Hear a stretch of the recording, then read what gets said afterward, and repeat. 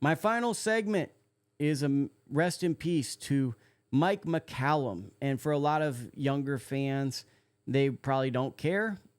For historians, they might overrate fighters of McCallum's era and say, man, Mike McCallum could have beat like many of the top guys of today. And he probably could have. He's a really good fighter. But that's kind of like what historians do, is they overrate.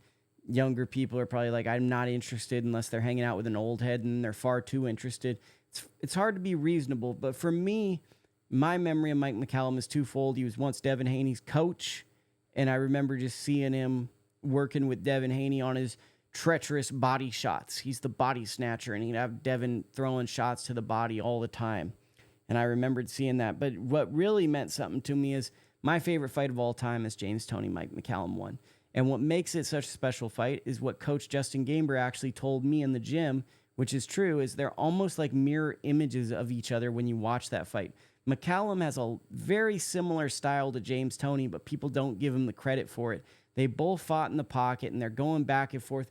To me, it's pretty much as good of a fight can be, as long as you don't mind fights not being in HD. If you want to see an HD fight, you won't enjoy it. But if you want to just see two very talented inside fighters who aren't going to hold, who are going to let their hands go, that is the body snatcher versus James Toney. It's a fight I watch over and over. I probably watched it like 50 times during COVID. It was such a fantastic bout. And I have a funny story to end this segment with. Is I was once, this had happened to me a couple times, but I was once at a prestigious boxing gym, and someone asked me what my favorite fight was. I guess they were like checking me to see if I was knowledgeable. And I'm such a boxing guy. I'm such a person that spends my whole life doing this, spending money that I know I'm probably not going to make back doing boxing. I just answer it honestly, and I go, well, it's James Toney, Mike McCallum won. That's my favorite fight.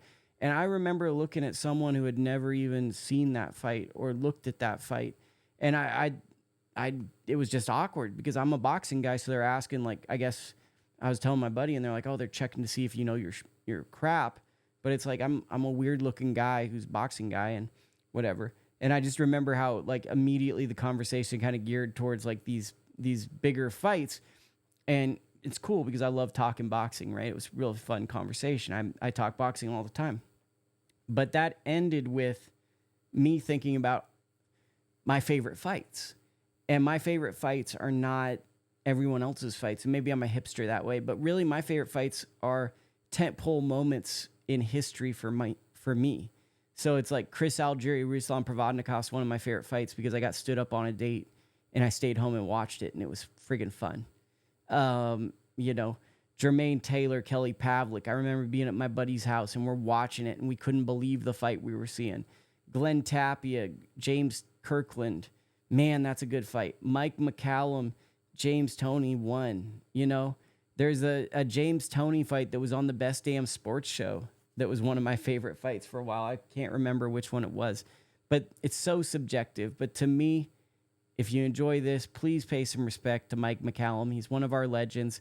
And on top of that, his fight with James Toney really should be hung in a gallery like the Smithsonian. So if you can find that on the internet, please watch that.